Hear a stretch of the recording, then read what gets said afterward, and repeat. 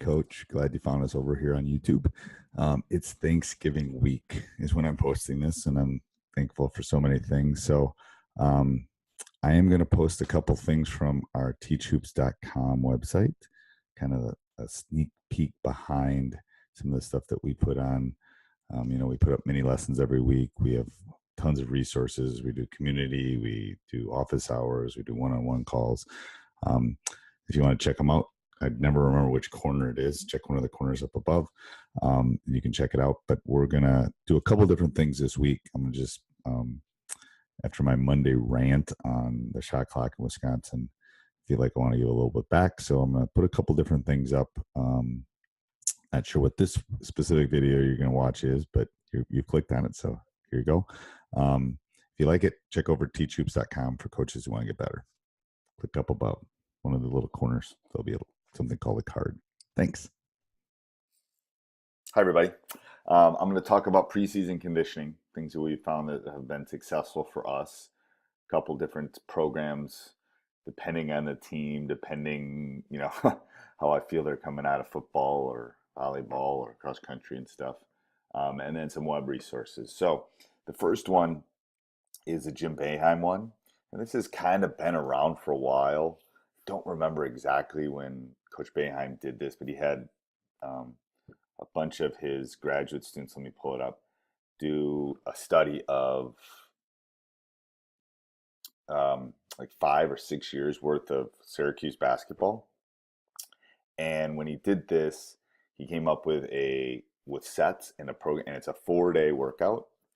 So if it's preseason and the boys are doing it on their own, I do Monday, Tuesday, Wednesday off, Thursday, Friday. If you do it during the season, I would do it similar to that. You got to kind of space it out. Each one of these is each number here. So 1, 2, 3, and 4 is considered like a quarter. And the abbreviations on the bottom kind of tell it. So I usually, again, it depends on your group. I usually break them up into 2 groups.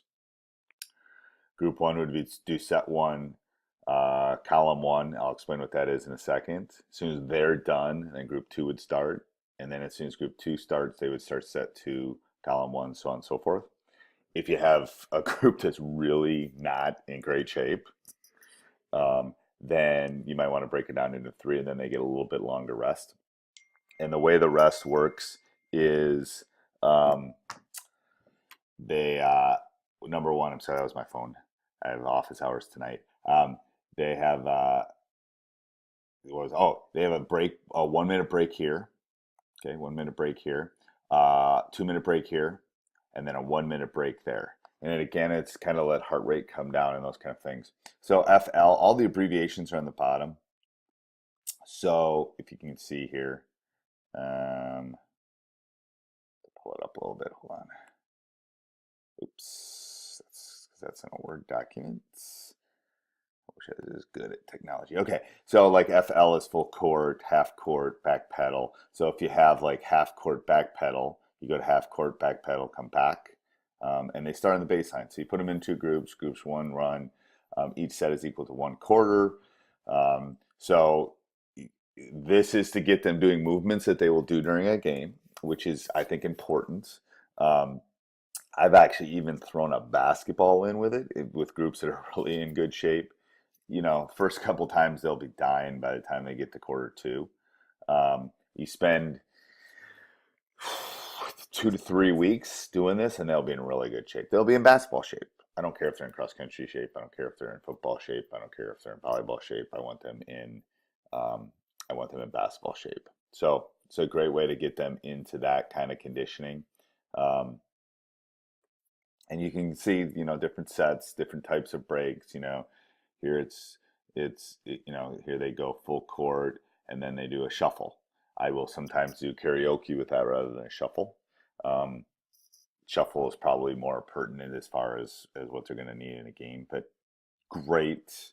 And I can diagram this up in office hours and show you in greater detail, but it's similar to a line drill, but it's a set. It's something they can do, and it's pretty straightforward, I think.